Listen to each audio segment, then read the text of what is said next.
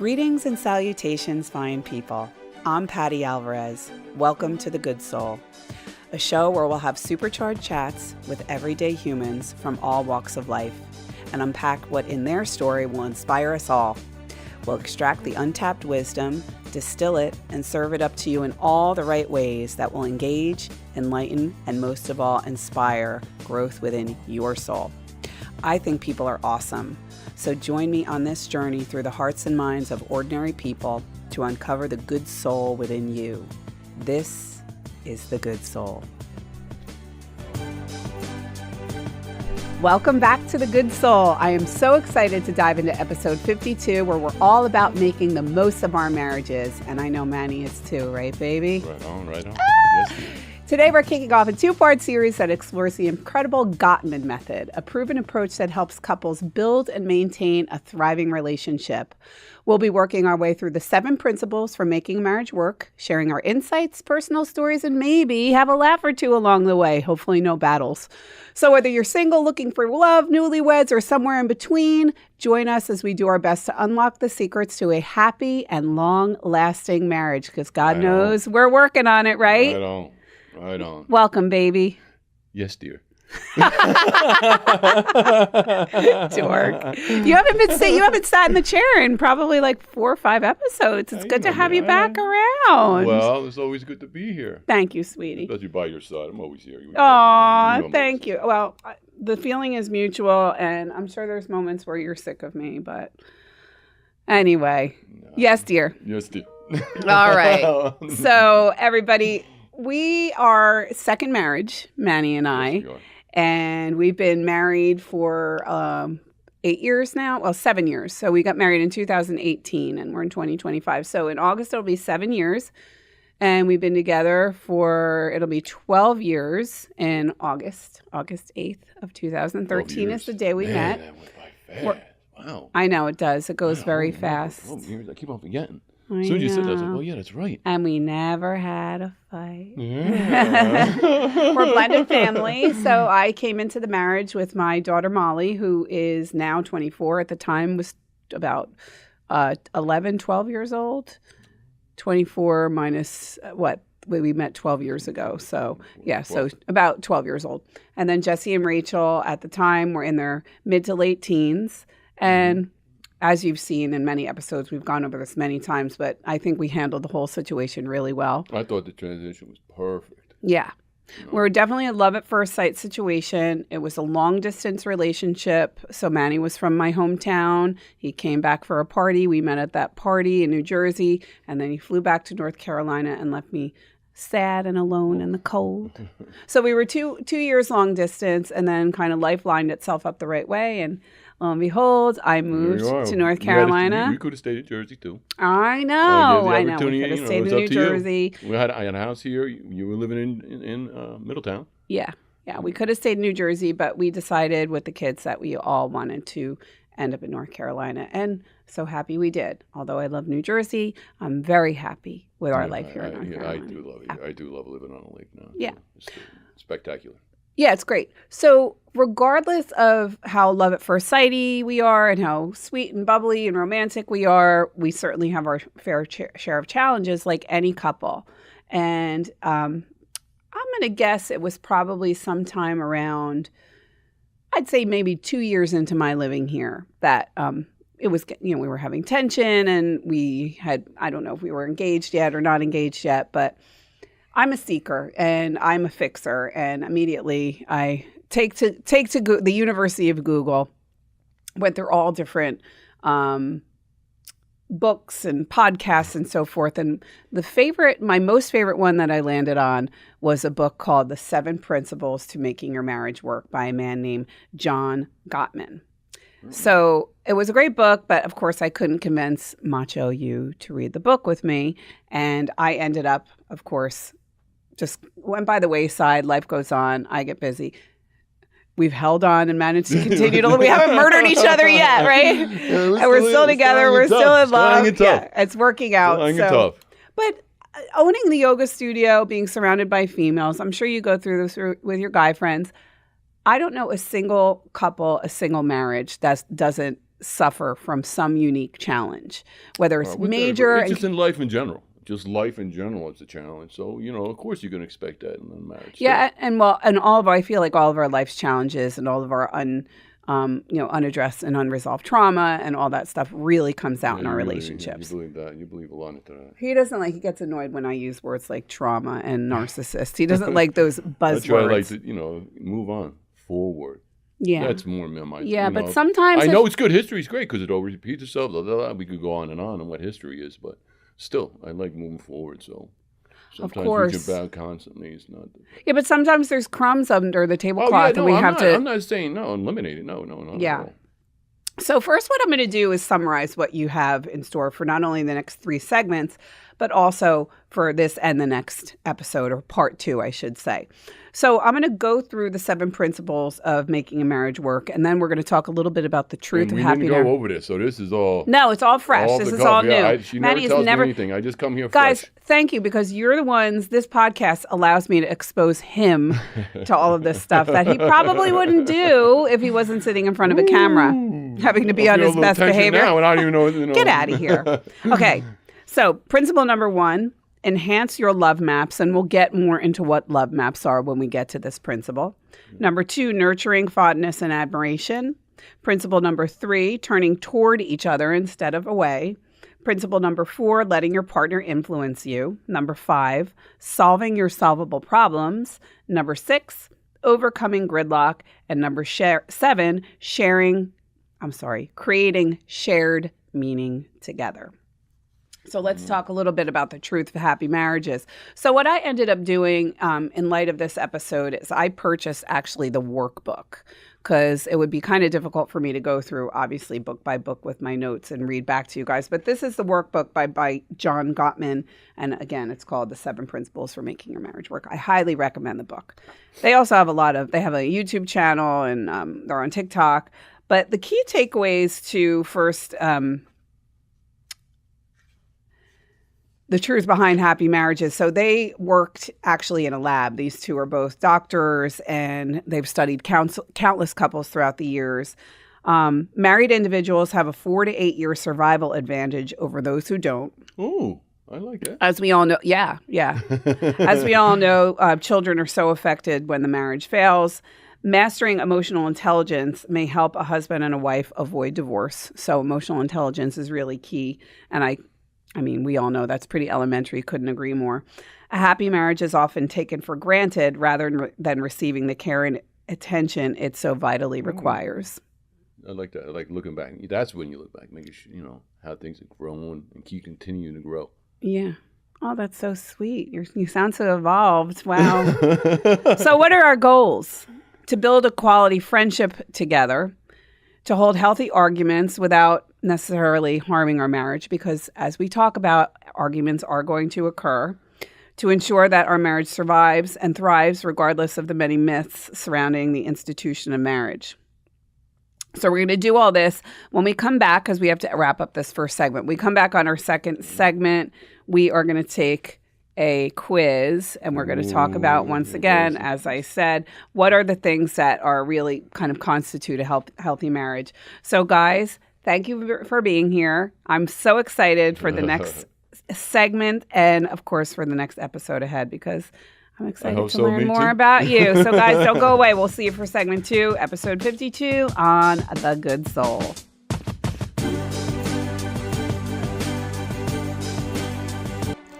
This segment of The Good Soul is brought to you by Aaron Fisnick, certified luxury home specialist with Ivester Jackson Christie's International Real Estate.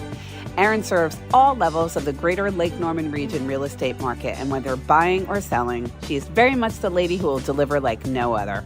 Many of us at Good Soul are also really happy clients. Aaron can be reached at 704-728-5657 or reach out to me and I'll get you guys connected. Thank you, Aaron Fisnick, and thank you guys for tuning in and supporting The Good Soul.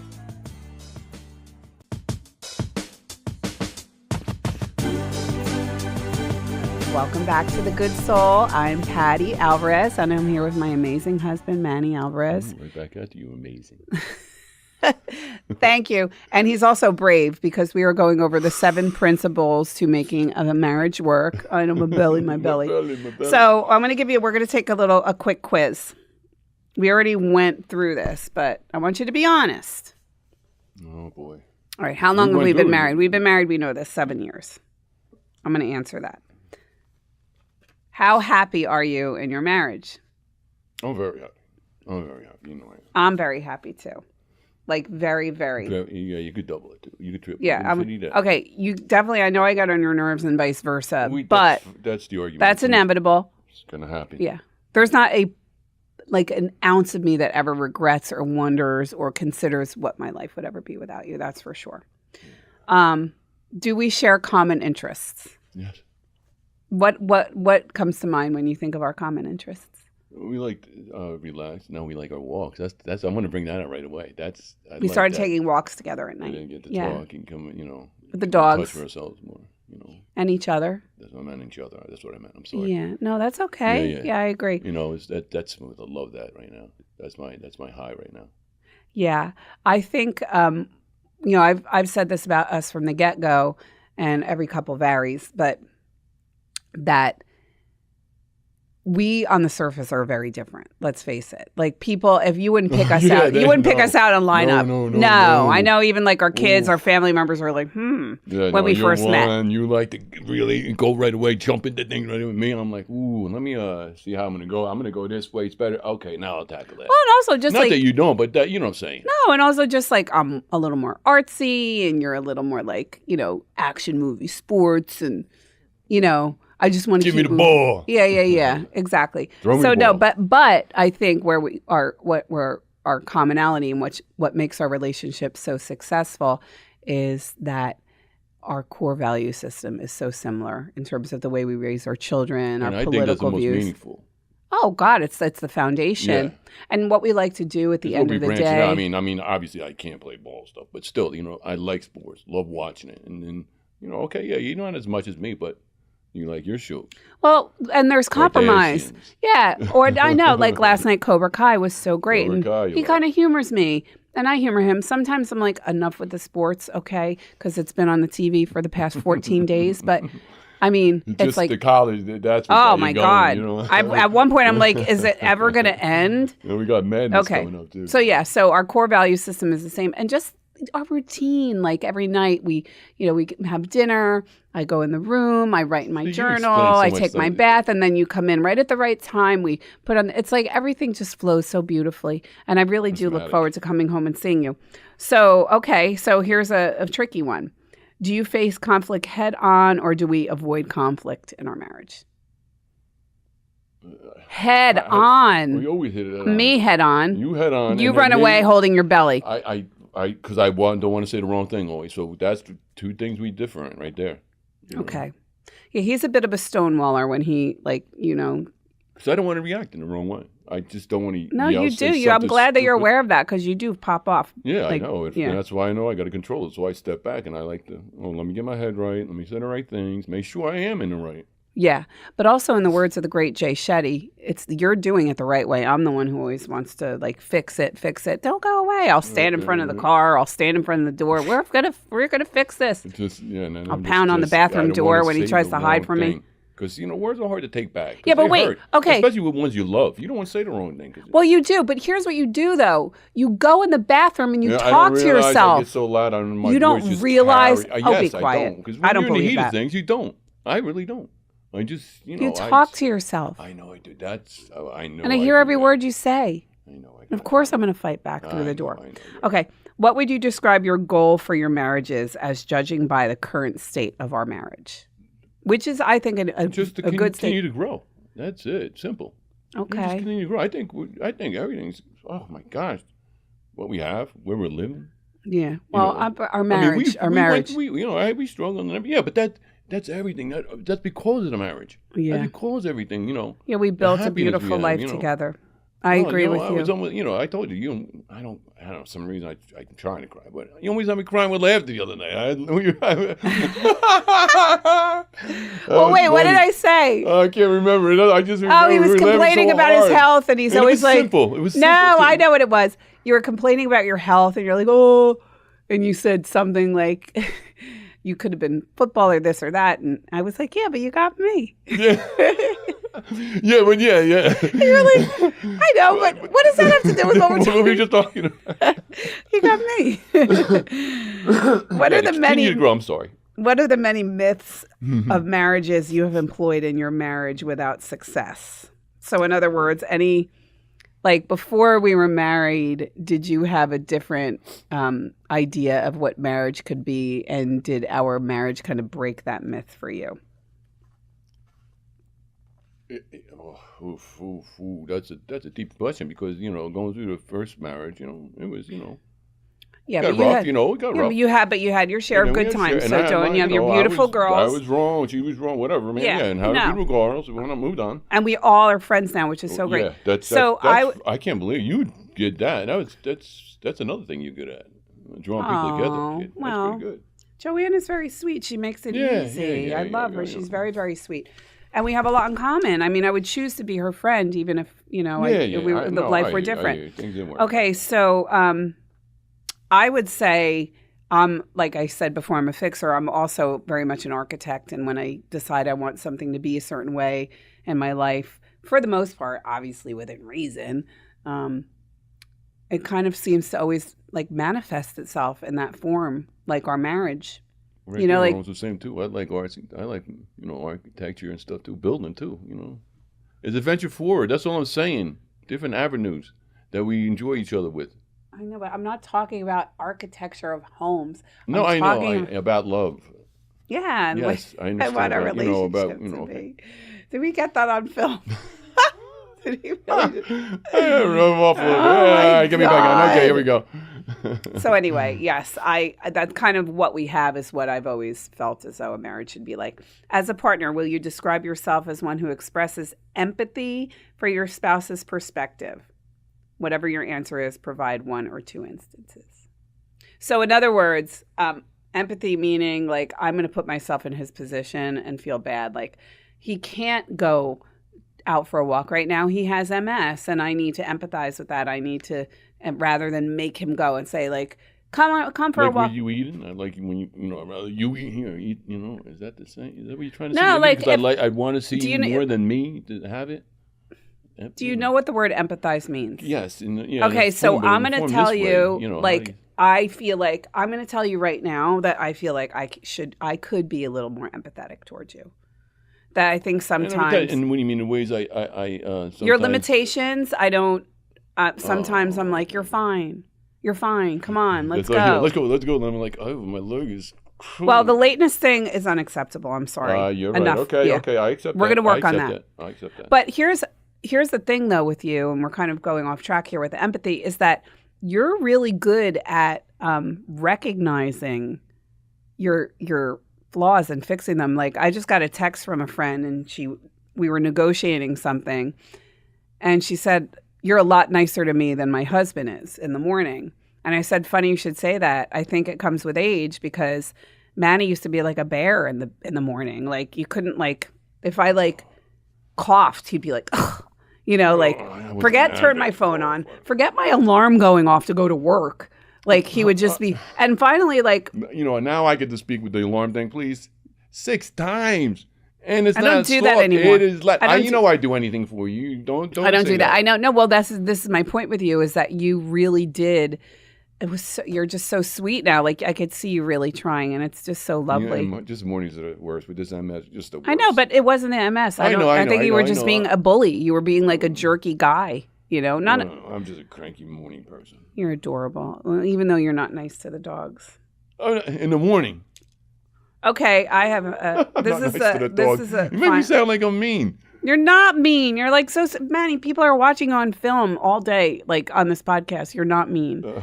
You don't you could be kind of once in a while, but so can I. Right? Ooh, tiger. Last question of the segment.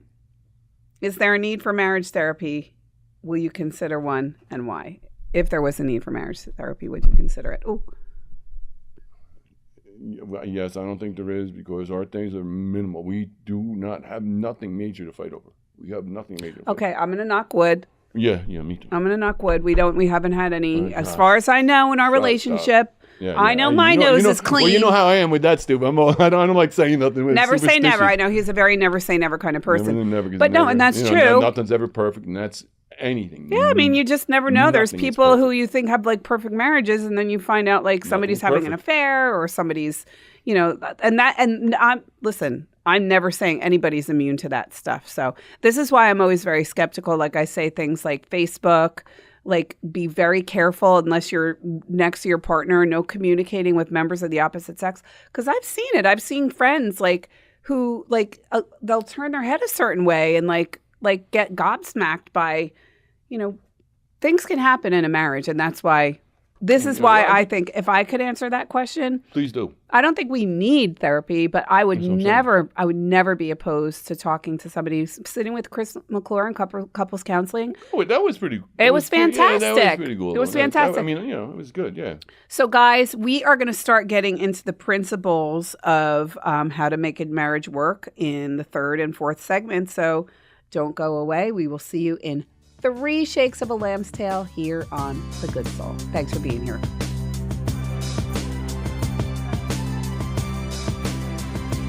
Hey there, busy women in your 30s, 40s, and 50s. This is for you. If you've been struggling with fatigue, stubborn weight gain, restless nights, or gut issues that just won't quit, it's time to stop guessing and start healing. Kimberly is an integrative health practitioner and helps women uncover the root causes of their health challenges so they can feel energized, balanced, and truly alive again. Let's get to the bottom of what's holding you back. Book your free health strategy call today at KimberlyFlevy.com because you deserve to feel amazing every day.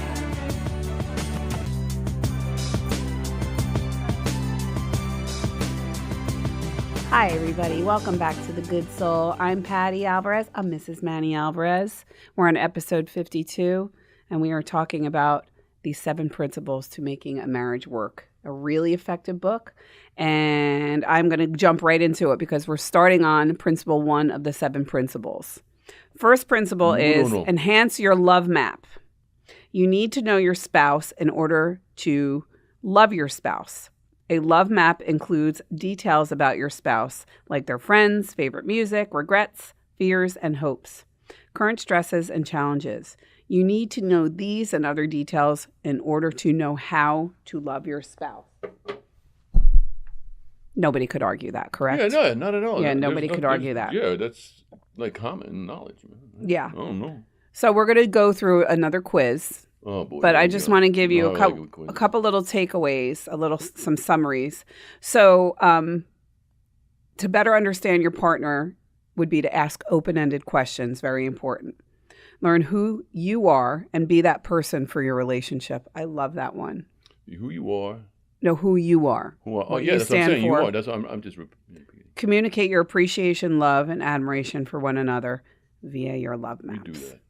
Yeah, pay attention to your partner's life, truly get to know each other. All right. So all these things, are pretty basic. They're pretty elementary, but you don't realize and this is one things I love that John Gottman says is that these principles have no boundaries, no socioeconomic boundaries, no, education level. No, it could be, you could be the smartest person. You could be the not as educated person. You could be, it doesn't matter what part of the world you come from. These are all very kind of one size fits all for all couples, and gay meaningful. couples, straight couples, everything in between. So we're going to start by answering these questions. Yes or no? I understand the pressures my spouse is under right now. Yes. My partner is aware of the pressures I'm under right now. Yeah, she does. Yeah. I can confidently say I know my partner well enough. Oh, yeah, I think so. I definitely agree. Oh, yeah. You don't have to say nothing like, oh, you're in a bad mood. Oh, she's in a good mood. Oh, there she is. Oh. Sometimes you know me too well and it gets on my nerves. My husband went through some rough times as a kid and I'm aware of it. Yeah. I know what my partner hopes to accomplish in life. That's an interesting one. But I'd like to put a pin on that one and talk about that one off camera. Yeah, no, you. Oh, me. Yeah, we're always talking about what I want to do with my career. Senator, and Mrs. Senator. Well, Senator, and I want to, I'd like to write a series of New York Times best-selling books that will help make people happier and stronger. In your journal. And I would like this podcast to go worldwide, so they'll like something along the likes of Joe Rogan. But what, and you don't have to answer this now, but that's something I'd like to explore is what would you like to do, given your limitations? But still, I would, where would you like to go? What would you like to see change in your life in the next 5 years? Change? Mm-hmm.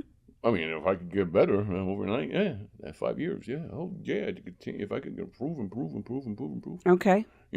Yeah. It's a struggle, so you know the deal. But but between us, and you're talking about love languages, what do I just, like I said, again, being repetitive, continue to grow. That's all, because everything is smooth right now. I don't want to, What about your, and not just regarding us, though, like you'd like to see there be a cure for MS? Yeah. Oh, God, yes. Yeah. Oh, my gosh. Yeah. I don't wish this on no one. You want to start lifting weights more? More. Yeah. I want to. I wish I could. Like I said, I wish I could do so You'd like to build your business at some point? I love to build a business again. I love building my hands. But again, or limitations do don't let me do anything. Investing, stocks, and that sort of thing, too. Love stocks, if I could get going with that. Yeah. But like I said, MS has a lot of disabilities. Including limitations. You mean limitations? I'm sorry. Yeah, that's okay. What disability too is headaches and the whole thing. My legs, my arms, my hands don't work. Okay. Yeah. But anyway, not okay. You know how I am. I don't even like talking about it.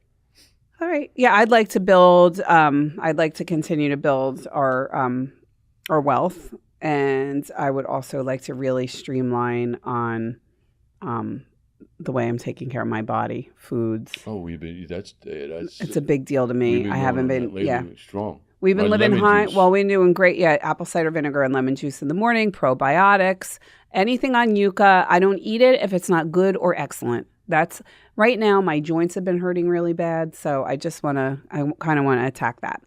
Okay. All right. So we kind of says if you responded to question 2 above, what would you like to see different? We talked about that. What challenging experiences have shaped you as a person? Why don't you answer for me and I'll answer for you? What challenging experiences shaped you was your father, who I'll continue to say I adore your father, but the two of you had a very challenging relationship. So that and your MS, I would say, were your 2 biggest challenges that have shaped you. Correct? And the car accident shaped you. Yeah. What about me? What do you think shaped me? Your personality. No, challenges. Challenges, business-wise? Losing funk. Losing funk is the one challenge you had to come over, and that was a major one for you, too. Mm-hmm. Your challenges always continue to rise above these things. You want me to cheat and give you answers? Yes, please. My house fire. My parents dying. You say all these things. Like, I was going to say your dad, but I didn't want to do my that. My mom and my dad die. I'm not going to cry. No, okay, I'm not going to cry. He's here. He's with us. Always with us. Yeah, he's here. Great man. But I know all that too. It's just, I know. Me and my. How do you think these experiences that we just named impacted our marriage? Like your dad or your car accident or. It makes us closer because you had to go through things with me. You're going through to this very moment. You're going through my stomach now. There's always different things. You're always there by my side, going through the challenges with me. That's what's cool. Yeah, I agree with you. I think that I have no regrets in my life. Anything that's ever occurred, there's nothing that I can say I wish didn't happen. I mean, obviously, you lose your parents. That's horrible, and I wish they were still here. But that was kind of saying, but I didn't want to say it. Well, and there's also things that you just can't control, and that's something that you have to be cognizant of. Like you can look back and say, "God, I screwed up." But even in your mess ups, I mean, with all the that's how you learn and grow, anyway. Yeah, I mean, there would be no growth, there would be no change and improvement without taking apart, dismantling, and then putting back together, growing. Yeah, like a phoenix rising. Yeah, you're awfully bumper stickery today with your terminology.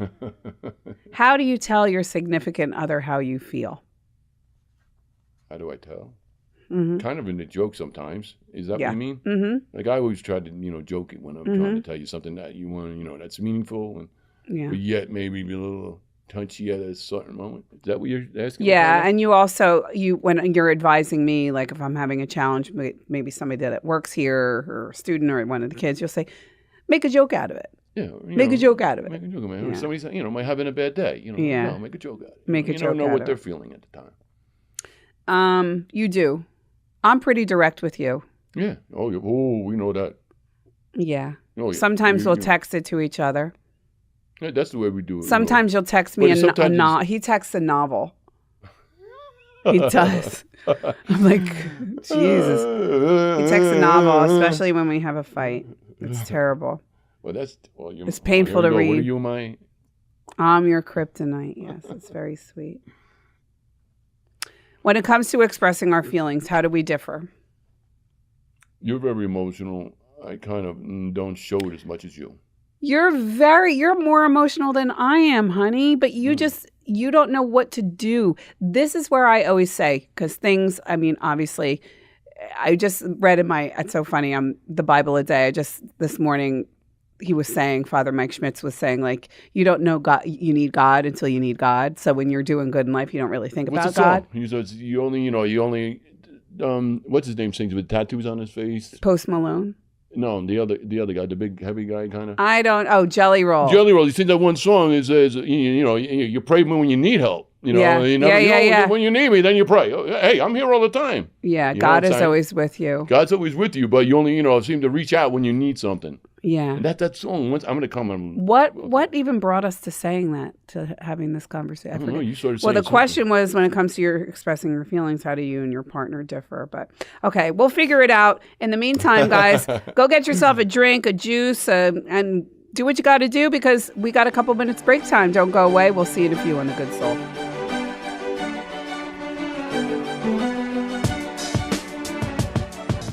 Who isn't looking to get happy and healthy and empower themselves in an extraordinary fitness community? At Good Soul Hot Yoga, we offer life-changing yoga, strength training, cycling, and relaxing therapeutic classes that will make everything in your life feel better. For some power, balance, and peace of mind, we will deliver. Come experience our spa-like wonderland in the center of Mooresville. We will become your happy place.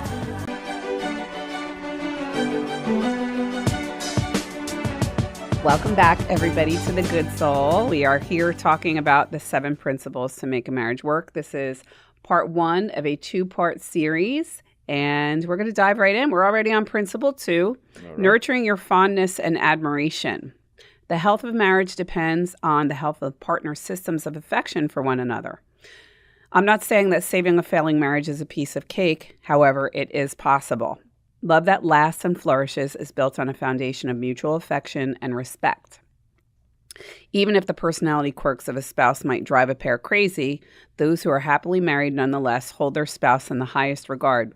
They love each other deeply, which is essential to maintaining their trust, avoiding a breakup of their sound relationship house, which is a whole nother concept we can get into in the second part 2 of this. If there's no longer any mutual affection, the relationship cannot be saved.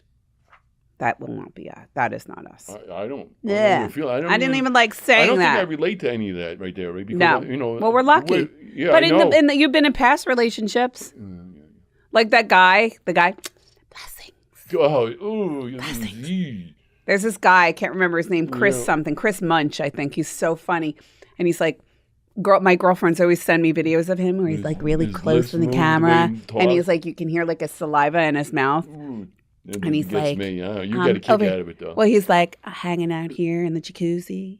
Like he's You're making like guy, he's right? making like these like he was the president with. He's making these videos like for Tinder or for Match.com. He's like hanging out here in the jacuzzi spot here right next to me for you. And like it's so cringy. Like he can't even watch it. He gives him the ick so bad. But I'm obsessed with this guy. But I always say, like, my friends and I, when we were kids, we called it itis. And we all dated that guy. And I'm sure you dated a girl where, like, everything they did, like almost, like, annoyed you. And, they, like, towards the end, and you, like, if they tickled you or, like, tried to kiss you, you'd be like, ugh. Like, we call it itis. Even if it's right, the person is right. You're like, oh, it's still. It doesn't matter. It's chemistry. The ick. The ick. Yeah, we called it itis when we were kids. The ick? It gives me itis. I'm like my Becky, That was on the Stacy, movie, Carolyn. too, ick. What's that? That phrase was on the movie too. Ick. You opposite of give me the ick.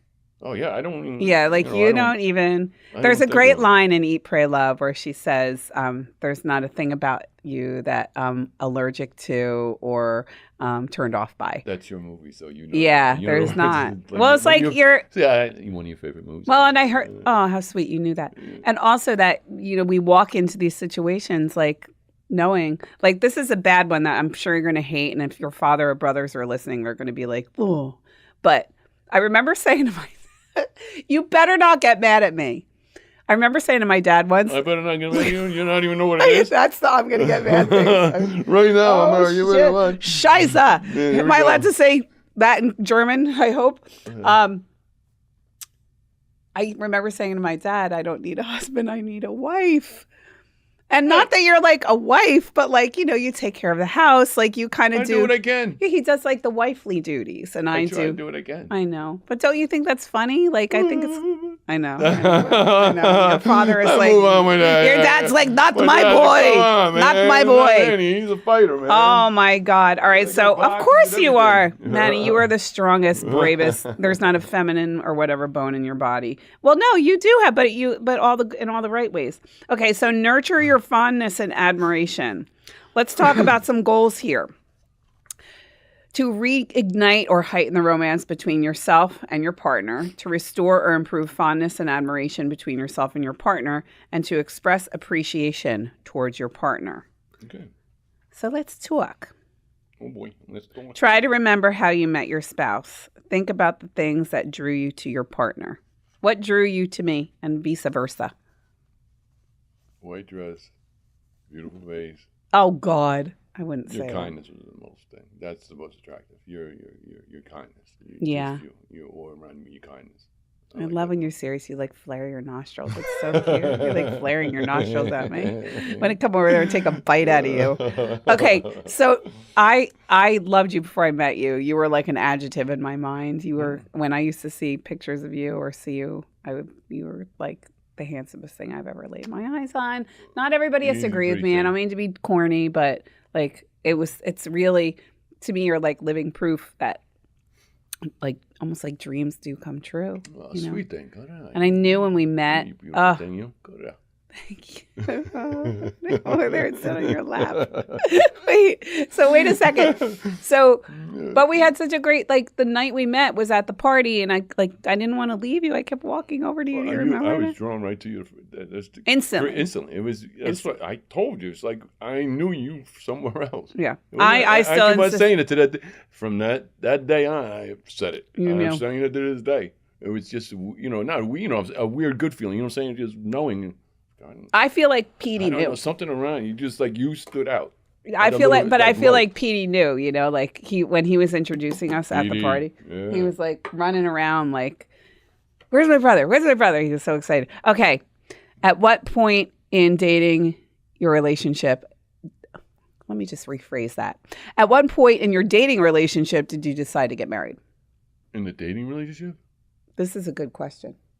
Let me take a sip. I'm thirsty. Well, I want to tell you, like I told you, it was the furthest thing from my mind, but it was that Manny, night. We were like together 3 weeks. It was that one night when we were at that was when it like that restaurant on Serena on the water. Mm-hmm. On Long Bridge. Beautiful place. It was around. That was nice, and we walked outside and we kissed for the first time. Yeah, it was like I said. It was. You knew.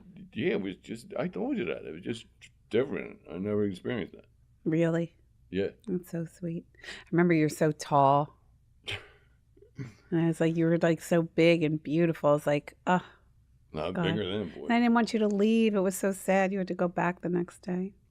Yeah, but look at us now. I know. Thank God. Every night, every day's like Christmas. Okay. I know. What moments in your marriage would you describe as really happy times? What points? Yeah. What moments? Oh, wait. I just want to get back to something. Like hang on, ladies, because this is interesting. I don't understand that. Wait, let's go back to question number. I don't know. There's thousands. Hang on. Question number 2. I told you, I've said this on the show before, that you decided we were getting married. Like you said to me on the phone like that, oh, maybe we'll get married like 3 weeks in. And I was like, oh my God. But that was in the conversation kind of piece too. But seriously, like I said, from that first kiss, it was like, and I was the furthest thing from my mind. You know that. No, it wasn't what I was in my mind. But just from that first time at the beach, it was really nice. What are some of your happiest memories of our relationship? Maybe I did that part. That one. I like Disney World with you, having fun there. I like. There's so many things. You like when I said you got me. I like you. You got me. I'm like, I'm talking about making this. Oh, we should do this. Oh, you got me.